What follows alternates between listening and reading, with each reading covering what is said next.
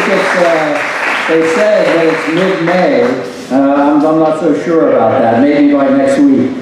So it's a celebration for Interfaith and those connected to Interfaith, including Tatiana and myself. We're really honored to be here.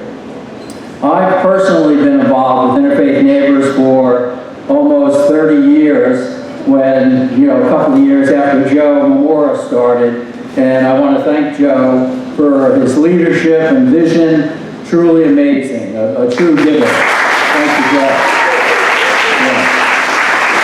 And with our new building project, this will position Interfaith to succeed for the next 30 years, building on Joe's inspiration. Our company, Jersey Mike Subs, has a culture of giving and serving in the community and to help those in need. And I see Interfaith Neighbors taking this to the highest level. Their impact and meaningful change in our communities is significant. Like delivering the meals, that's kind of my favorite. We all have kind of favorites with what they do.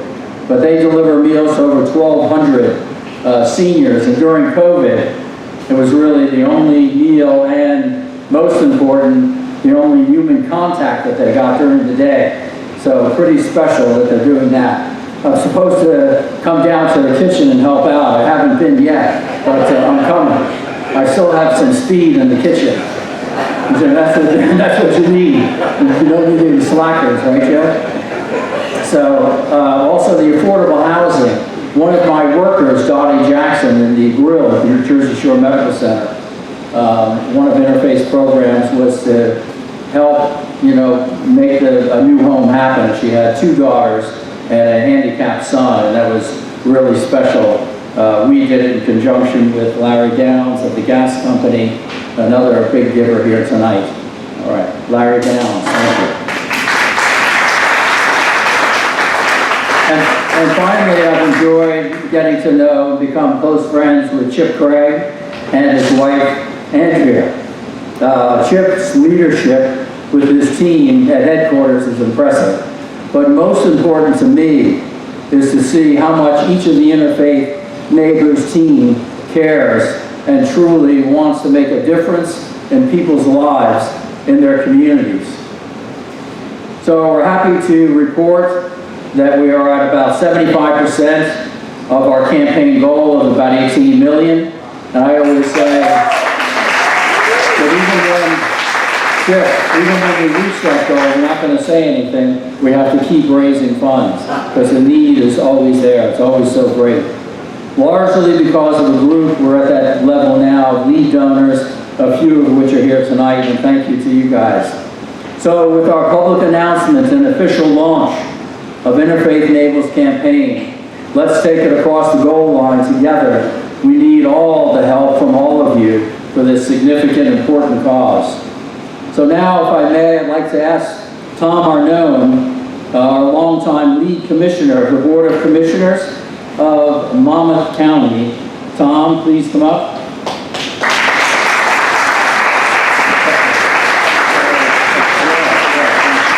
So what a great evening to be here and to be part of Monmouth County.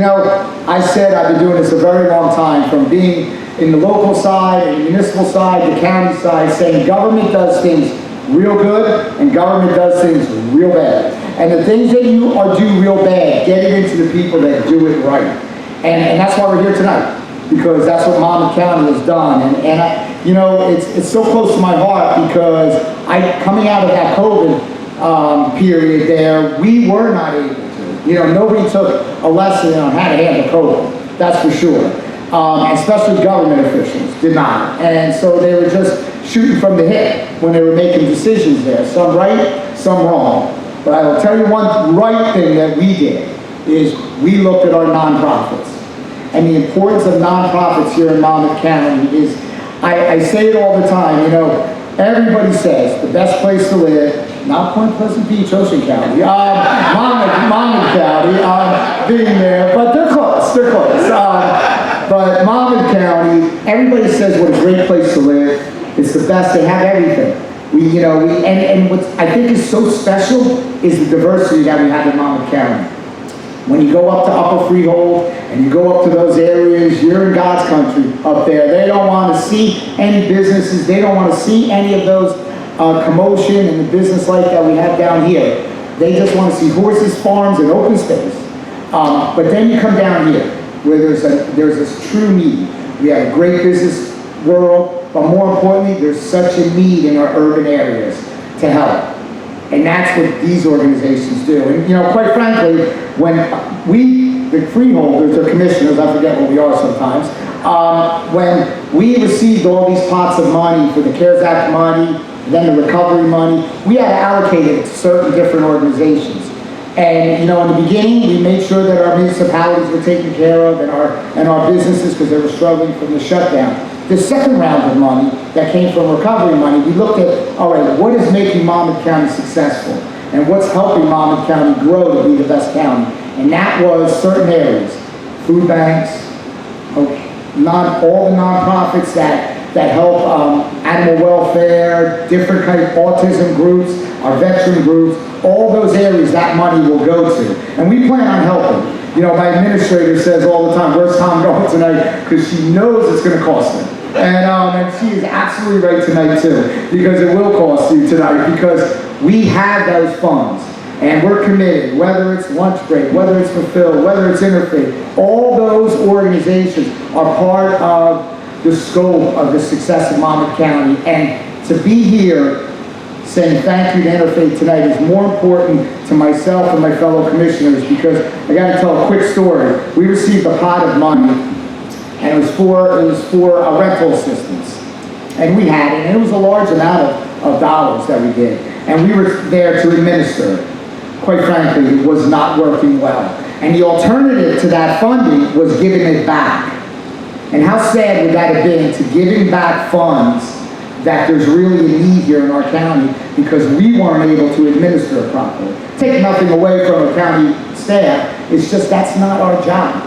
What did I do? What did we do? We looked at Interfaith Neighbors to be our administrator there. And I'll tell you, it's all gone, and guess where it's at? It's the residents here in Monmouth County. And that's what's important. And that's why it's important for government to be here and supporting organizations like we are tonight. And I can assure you, and I say this with sincerity, you will have our backing. You will, and I promise you, part of this cost here through those funds will be assisted by the county, because we're thanking you and we need you. We need you more than you need us. So, great night. Congratulations. Looking forward to that ribbon cutting and a successful program. Thank you. Have a good night, everyone.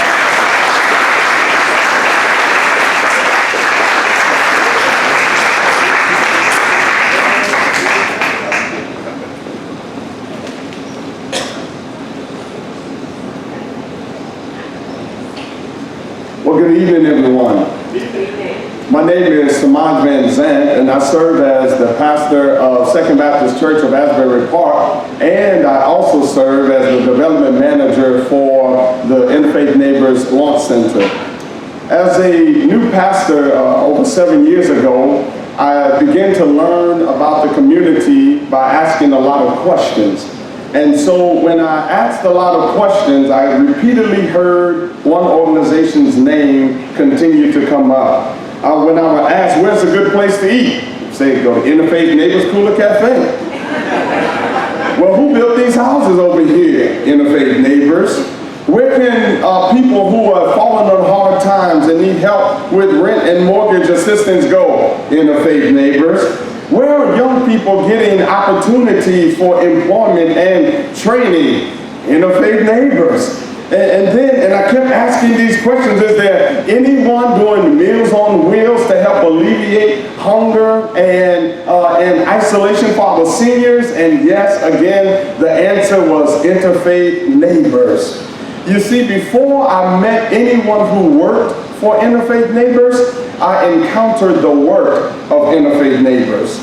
And the witness of the community, the personal stories that people continue to give, all give evidence to the fact that both big and small Interfaith Neighbors is having a significant impact in our community, in Asbury Park, especially in the lives of the citizens who live on the west side.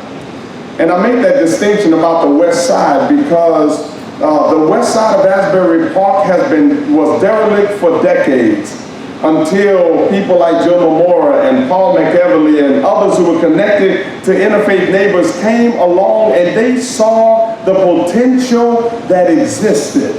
They saw hope in a place that had been deemed hopeless. And so Interfaith Neighbors, when they made this decision to get in, to make an impact, it was not just some casual approach, but it was a comprehensive approach that addressed the various components of the social determinants of health that has made a significant impact and progress in the life of that community. See, Interfaith Neighbors is an organization who is making a difference in the place and to the people where it matters. In 2018, I was fortunate enough to join the Interfaith Neighbors family as the program manager for a innovative workforce development program called SOAR. And SOAR was designed to help non-college bound high school graduates who had faced many barriers to overcome those barriers so that they may enter into careers and be contributing citizens to their community. And then noticing an even greater need, Interfaith Neighbors invested into the development of what is now the Launch Center, where residents are able to launch their lives, launch their business, and launch their careers. So meet Nico. Nico is one who has positively benefited from Interfaith Neighbors. Nico, like many young people, he made a mistake, which resulted in imprisonment. And after coming out of serving his time, he came out and he got connected with Interfaith Neighbors, and he received training and certification from a local solar company while he was working on the Kula farm. And after he completed his training and got a certification, Nico was then hired by Solar Landscape right in Asbury Park. And now Nico makes $113,000 a year. Yeah, pretty awesome. But not just Nico, but let me introduce you to Will Holland. Will Holland was another one, just one of our many superstars who came through the SOAR program just a few weeks out of incarceration. He received his commercial driver's license, and he went from making $13.50 an hour to now making over $2,500 a week. And as a result, he has bettered his life for not just himself, but also for his family and his two precious young boys at the age of 8 and 2 years old. But more than that, Will, in his own words, says, I needed change, and Interfaith Neighbors made that possible. That's the work that Interfaith Neighbors does. It makes change, a positive change, lasting change. After experiencing change through Interfaith Neighbors, Emmanuel Gilliam says, I'm a better person inside and out. Richard Opp, he claims that Interfaith Neighbors gave me back my drive, my ambition, and my self-worth. Joletta Anderson, she says the impact that Interfaith Neighbors has had on her life is that it made my mind bigger. My thinking is bigger. I don't limit myself anymore. I feel like I have been opened up in places that I never was before. Interfaith Neighbors, simply trying to tell you, is making a difference. Interfaith Neighbors is authoring change in the lives of so many different people. And these are just a few comments that have from the members of Asbury Park and the Neptune community.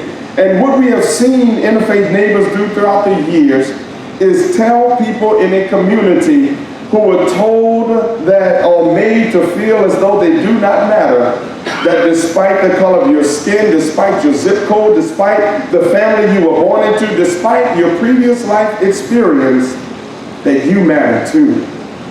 And Interfaith Neighbors does this, one life at a time, one family at a time, one home at a time, one block at a time.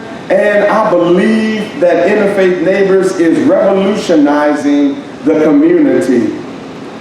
And so I just invite you to join in making it possible for Interfaith Neighbors to continue to have a greater impact in the lives of so many people who need the hope that only Interfaith Neighbors has been able to bring.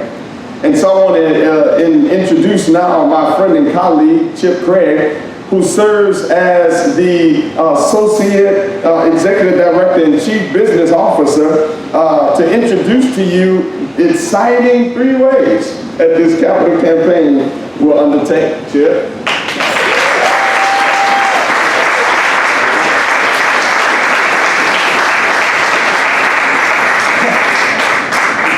Guess who drew the short straw to speak after Semaj? Yeah, that's, but Semaj speaks of change, and nobody is more dramatic and present in the community than Semaj Vanzant in his work at Second Baptist Church and with us at Interfaith Neighbors. He is a symbol of possibility and positivity across the community, and we're just honored to have him involved with us. And I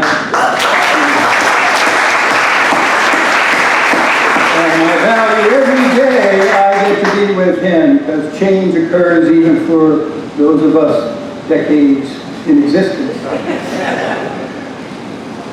And I'm sure everybody, a lot of people are just meeting Semaj for the first time tonight, so you're probably wondering, that is a beautiful name.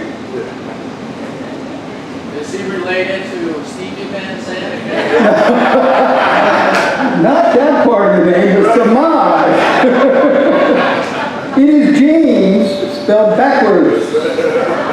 I'll let him tell you the rest of the story. I divert from being able to introduce, we have 3 projects in this first capital campaign that Interfaith Neighbors has ever undertaken. Pretty bold undertaking, and I have the pleasure to introduce one of those projects which we feel is instrumental in our continuing work of change in the neighborhood in the near term and for decades to come. And that is the Early Childhood Learning Center. I'd like to say that that was an idea of Interfaith Neighbors. It wasn't. It was an idea that sprung to Peter 12 years ago. He was at a function in Dallas with the Hall of Fame running back Emmitt Smith and Marion Wright Edelman, who had been attorney to Martin Luther King, and she was involved in civil rights and started the Child Fund in her day, and she spoke to Peter about early youth education. And she said, you know, early youth education, if it's poor, which exists in most urban areas and undeveloped areas of the urban environment, if it's a poor environment of education, that dropout rate of those students is exorbitant when they get to high school. And that dropout rate in high school, then places like Texas and other states project out prisons. And Marion Wright Edelman said they spend $250,000 annually per prisoner. Why can't they be bringing it to early child education? And Peter carried that thought for a few years, incubated it, and 2 years ago found the right time to come visit us at Interfaith Neighbors. And he came with Tatiana, and they sat down with us, and we weren't quite sure what that meeting was going to be about, but the both of them came with a passion and a directive and an ask.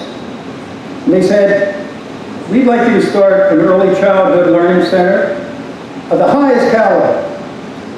Tremendous education, tremendous care for the kids, on the west side of Asbury Park, and income cannot keep a child from attending.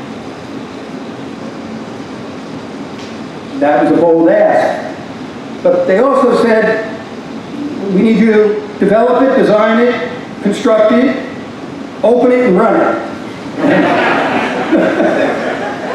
And we do a lot of things, as Semaj said, but early child education we don't do. But they said, don't wait around to do it. Start now.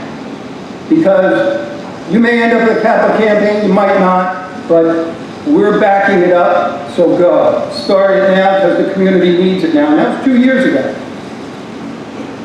Well, that trust that Peter and Tatiana put in us that day, frankly, I think the trust was that he knew they're humble folks here at Interfaith Neighbors, and Paul and I know what we do, and we know what we don't do.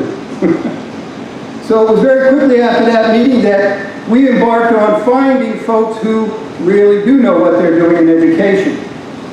And we were fortunate already because within Interfaith Neighbors, we had a dynamic young guy who was very much like Semaj, making an impact in the community through education, through our SOAR program. A lot of those comments you heard Semaj say were the result of this individual being in the lives of those young people because he was educating them over a prolonged period of time. And that individual is Kerwin Webb, who I'd asked to raise his hand.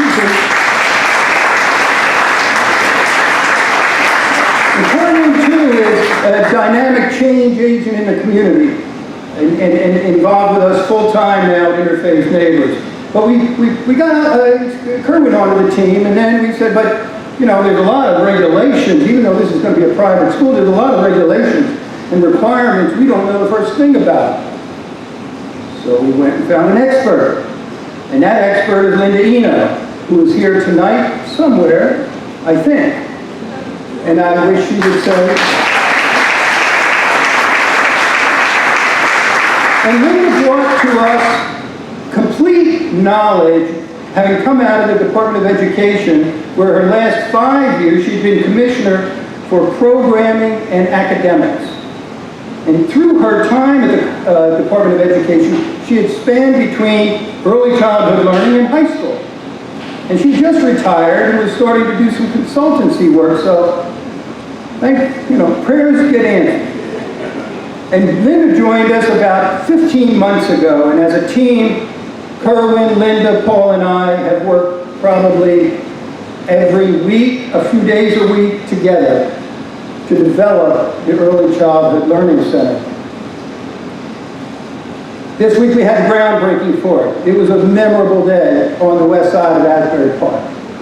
It really was. It was a culmination of Peter's 12 years of thinking, Peter and Tatiana tasking us, Linda and Kerwin coming together to carry this, bringing the community also together in this thinking process.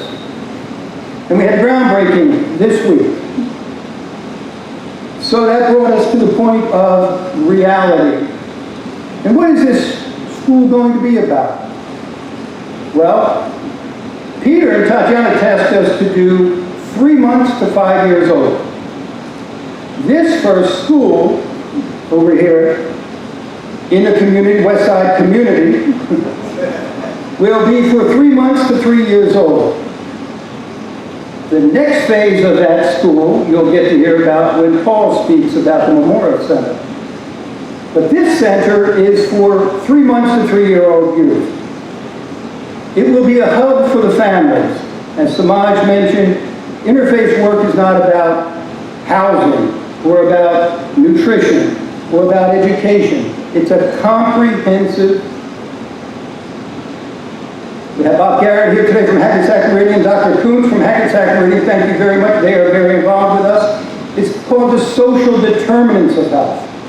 And until you can wrap around services that protect the family, giving them housing but not a job but not nutrition, it doesn't advance the community.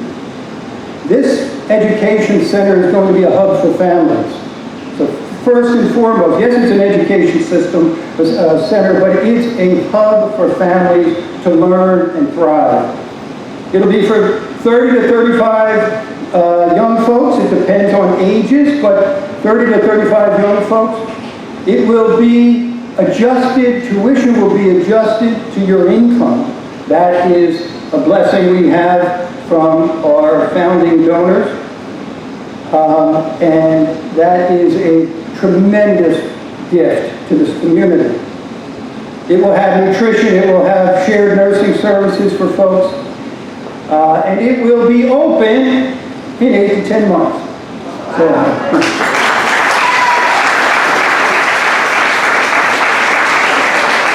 we're halfway there, and we've been blessed to have such tremendous seed capital to do this and to promise this. But tonight, we're really hoping a lot of folks get inspired by this and join with us in the campaign for this school. So in closing, I was wondering if it might be crossing other people's minds other than mine over the past 2 years, that the guy who visioned one sub shop into a few thousand might be thinking more than one school. Well, I don't know the answer to that, but I do know what is being done with this school and this community will inspire hundreds of others. I do know that. At this time, I would like to bring forward my partner in all of this work these last number of years, and dear friend in it all, the Executive Director of Interfaith Neighbors, Paul McKinley.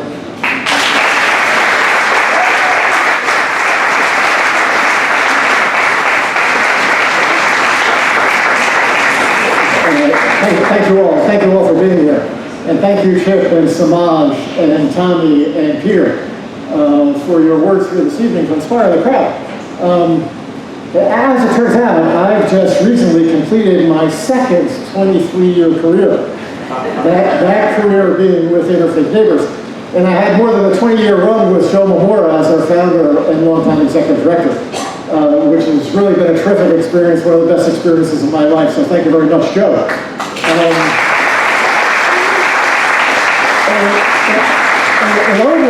over these 23 or 24 years, I have had any number of occasions to speak about Interfaith Neighbors and the work we do in the community and the programs that we run. And I think that part of my career might be over because now I'm just going to have Semaj again. Because he'll do a much better job anyway. So Semaj, you can add that to your to the things we ask of you, both in the community and in Interfaith Neighbors. But given that I had this run with Joe Mamora, which really started as I sat in church, and once a year Joe would speak from the pulpit about Interfaith Neighbors. At one point in my other career, I was on sabbatical, and I wandered into Joe's office, and I said, "Gee, Joe, I'm on sabbatical for a little while. Is there anything I can do for you?" So I knew Joe a little bit, but not well. And he looks right at me and says, "Are you handy?" And I said, "Well, I know the working end of a screwdriver." "Yeah, well, what do you need?" And he said, "We're just finishing our first house over on Madison Avenue. I need some behind the mini blinds. Can you do that for me?" And so that was my introduction to Interfaith Neighbors. And 23 or 24 years, I'm still here. And actually, it's my great pleasure to talk about our next two bricks and mortar projects that will be funded by this campaign. The first one of which, Stephanie, is the Marmora Family, Community, and Education Center.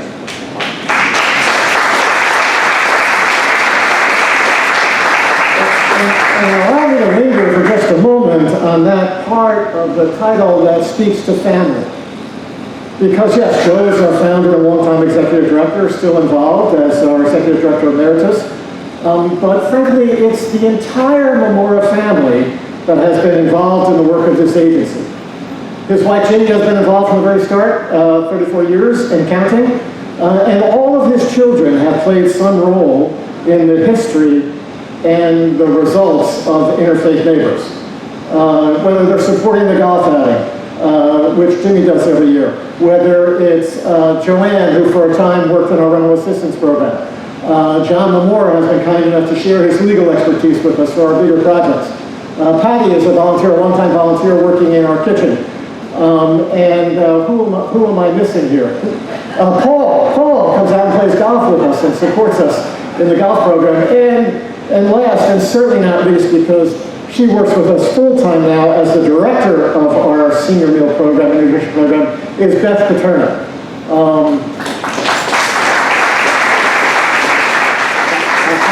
Actually, I think Joel had a hand in Beth coming to work with us, because when Joe left as the active everyday executive director, I think he wanted another more involved, kind of keep an eye on the shop. And so Beth came and joined us and is now the director of our senior meal program.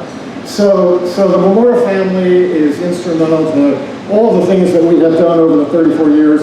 And we proudly say that this new building we would be building on Springwood Avenue, right across from Springwood Center, is the Memora Family Community and Education Center. And that family has a second connotation, which is the family that Semaj talked about. And that's the family that we are in Interfaith Neighbors, and the communities that we work in that we see as part of that Interfaith Neighbors family. So here in the Memora Center, I invite you to take a tour with me as we walk our way through this building. And let's start at the top, the third floor, and work our way down. So in this design, the third floor will house somewhere between 12 and 15 affordable rental units. And as Tommy certainly knows, and the other people in the county certainly know, there is an absolute dearth of available quality housing here in Monmouth County right now, and particularly when it comes to affordable rental units. So the third floor has been designed as a residential floor, 12 to 15 affordable rental units. Moving down into the building on the second floor will house part of the extension of that early childhood learning center, 3 months to 3 years, in the first project that Chip showed you. And now we'll have space in this building for 3 to 5 year olds. So they'll be in our first building 3 months to 3 years, then they'll come over for 3 to 5 years. When they finish up in this building, they'll be ready for the traditional education system, K through 8 or K through 12. So that will be part of the second floor. We'll have a launch center on the second floor, all of our workforce development programs on the second floor, and we'll consolidate all our administrative offices here at this location. We've been at 810 4th Avenue between the railroad tracks and Main Street and Asbury Park for a long time. Now we are moving all of the base of our operations into the community where we have been active for a long period of time. So this will become the epicenter of all operations for Interfaith Neighbors. That will be on the second floor. On the first floor, for over 20 years under contract to the county, we've run the senior meal program. As Peter said, 1,200 meals a day, over 900 doorsteps Monday through Friday to shut-in seniors. We'll have a state-of-the-art commercial kitchen here on the first floor, and our senior meal program staff will be here on the first floor in this building. Rental assistance will likely also be on the first floor, so it'll be convenient for local residents to come in and seek rental assistance. And we also have here tonight Maura Comer, who is the longtime director of our rental assistance program. So this building is somewhere between 30 and 35,000 square feet. We own all the land that it's going to be built on. Will be a few more months in design, and then